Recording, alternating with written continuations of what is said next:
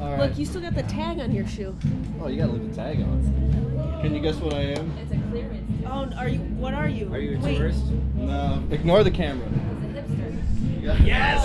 Ah, well played, sir. I may or may not have gotten these jeans out of the women's section, so. Oh wow, those are That was really just tight how you jeans. dressed all the time. Well, see, I knew it. Like, I knew coming in here I'd look You like the blend normal. in. Exactly. I'm like, Yeah. okay. You blended well. And to me, it's a Your scary costume's thing. well done, man. All right. Just basically introduce yourself, where you come from, and all that. Okay, my name is Kyla Webb, and I was born and raised in Northwest Indiana, Cherville. It was a real boring place to grow up. I ended up going to college in Chicago for theater, and then I moved to St. Louis. I guess I've been here about 3 years now. What brought you to St. Louis? A better performance scene for the style that I wanted to do. So, what school did you go to? I went to Columbia College. And then what did you study exactly? I studied theater, concentration acting. Okay. Yeah. And then what did you always know what you wanted to do, or did you kind of jump into it? I knew that I was going to do performance. I knew it. I think always. I always knew it. And then when did you get your infatuation with Charlie Chaplin or? Well, Or the I rest. was raised watching silent movies, actually, so I don't even know when that started. My dad got me into silent movies. When I was little, I was a big Buster Keaton fan, more so than Chaplin. So I just grew up on all that stuff, the Little Rascals and silent films and all that old black and white comedy. Do you have any personal favorites? I mean, well, yeah, Chaplin and Keaton are my favorites. I mean, it's obviously a Chaplin get-up. Yeah. It's closer to, my character is much closer to Chaplin than to Keaton. Is there a reason why you went that way, just for that tramp character? I think as I got older, I ended up identifying more with Chaplin and his character. When I was younger, I liked Keaton more because it was just about, like, the physical stunts were so impressive. And then as I got older, watching Chaplin, I started to appreciate it more and more. Just as a filmmaker, I mean, he was brilliant. He was a genius. He makes his movies, City Lights is like the most perfect movie ever made. There's nothing wrong with it at all. It's absolutely perfect. The fact that he had so much control over everything that he was doing, he never became a part of the machine. He wasn't taken advantage of. And, to compose all that music and direct all of it and star in all of it, it's just, there's no one since that has ever been able to achieve what he did. Would City Lights say be your favorite Chaplin film? Yeah, I think City Lights. What was the one, was it called The Dream? Which one? Where he has that crazy dream and the sequence? dog is flying around. Oh, that's the kid. That's the kid, that's right. Yeah. And so how was Sammich born? Like, how did that, was there a moment, or was it? I was doing normal theater, for a long time in Chicago, and I really didn't like it. I really started to hate it. It was like, and I liked improv. I studied improv and comedy. I always enjoyed comedy more. As I went through college, I got more and more jaded about all of it. And then my junior year in college, a director approached me to be in a show that was silent and it was set to music, and I did it.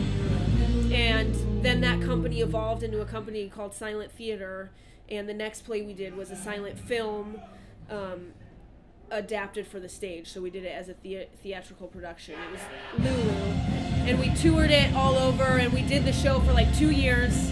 It was really successful.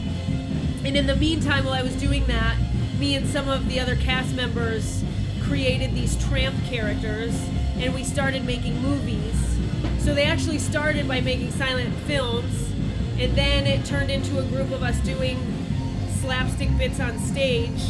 And then when I left Chicago, I turned into a solo performer. So Sammich has been, as a solo performer, Tramp has probably existed for about 3 years. But the Tramp character, I've been playing a tramp for probably about seven 7 to 8 years. So you think, was it before or after St. Louis that Sandwich came about? It was St. Louis. St. Louis? Yeah, Sammich was born in St. Louis. Very cool. Yeah. And then describe like how the Beggar's Carnival got started. What was the conception of that?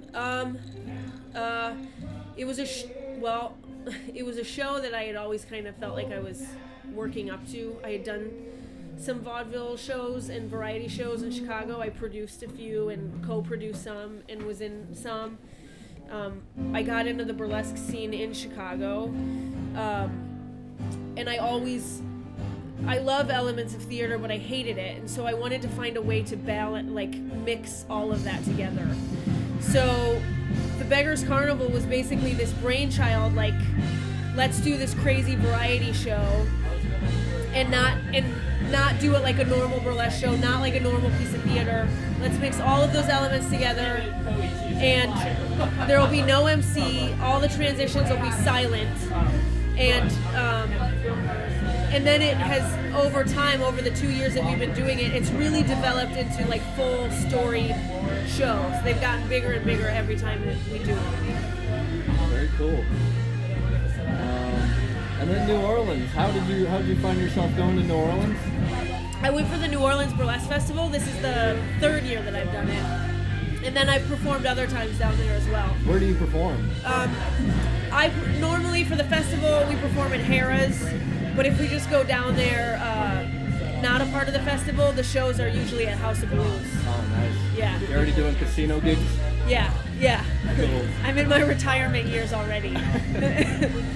Have you got any crazy stories from New Orleans? Or any crazy stories in general? Oh, man. What are like the craziest tour stories? I can let you meditate about it. I mean, one of the craziest tour stories actually was when we were in Nashville, and our guitar player got really, really drunk, and we were all standing and talking to him, and then we were trying to leave, and we couldn't find him all of a sudden. He literally disappeared out of sight. He was standing like clear as day, just like that, and then we turned around and we looked back and he was gone, and then we were searching for him for like 15 to 20 minutes, and we found him in a ditch. He was passed out. So Nashville was a big drinking I tried to climb in the truck tour. first. They stopped me, and then I wandered into the ditch. I think you were there. Yeah. And Thank then God I didn't get in the truck bed, because I would have been God knows where. a lot of the best I played stories, in Siberia. Yeah, exactly. yeah, a lot of it involves drinking. Yeah, A lot of the unfortunately, band being most of like the crazy really stories drunk. are Yeah. That's the best one. drunken stories. So. Here's a simple one, or maybe not. Why do you do what you do? I just love it. I need to do it. Actually, it's the only thing that I'm an expert at. Like, I feel like I may be good at some things, but I really feel like it's the reason that I'm here. And I love to make people laugh. That's one of the main things. But I also just love being able to entertain people. I think it's really important. I think the style of art that I do is really important, and it shouldn't die. It shouldn't just disappear. And I think there's a way to redo the style and make it relevant to now. Oh, absolutely. And I think that's my mission statement, is to be able to take this, to keep this art form alive, but make it relevant, not just do like imitations or historical reenactments. I still want to prove that it's a really relevant way to be a storyteller. That's great. And I think the slapstick is like the perfect form of comedy. Like, I could watch Three Stooges is timeless. Like, I could watch that and laugh All of my it. ass off Yeah. forever. It's so good. And it's like, if you put kids down to watch it, like little kids, if they watch it, they always think it's funny. Like, it's so universal. You don't have to speak English, you know, it's not a language, there's no language barrier. Like, you could take people from all over the world and show them slapstick comedy, and they generally find it very funny. It's a beautiful thing. And what do you think the future holds for BC, the old BC? I would like to see it tour more. I would like to see it tour more regularly. I'd love for it to one day get picked up by somebody and turn it into like something like Cirque du Soleil, where we have shows and we have standard shows that are running, and then we're touring all the time. Very cool. And I got a bunch of quick ones. Coke or Pepsi? Coke. Ankle socks or knee socks? Ankle socks. Cats or dogs? Dogs. Waffle or pancakes? Waffle. PC or Mac? Well, I wish I could afford. If I could afford a Mac, it would be Mac. Boxers or briefs? Boxers. Cake or pie? I said that so. Cake. Paper or plastic? Paper. And then finale, why do you love St. Louis? Because it's good that you're asking me this now, because I go back and forth with this. Because St. Louis really loves its entertainers. The audiences are the best audiences in the country, hands down. Like, I have to remind myself that all the time. They really are there to love and support you when you're on stage.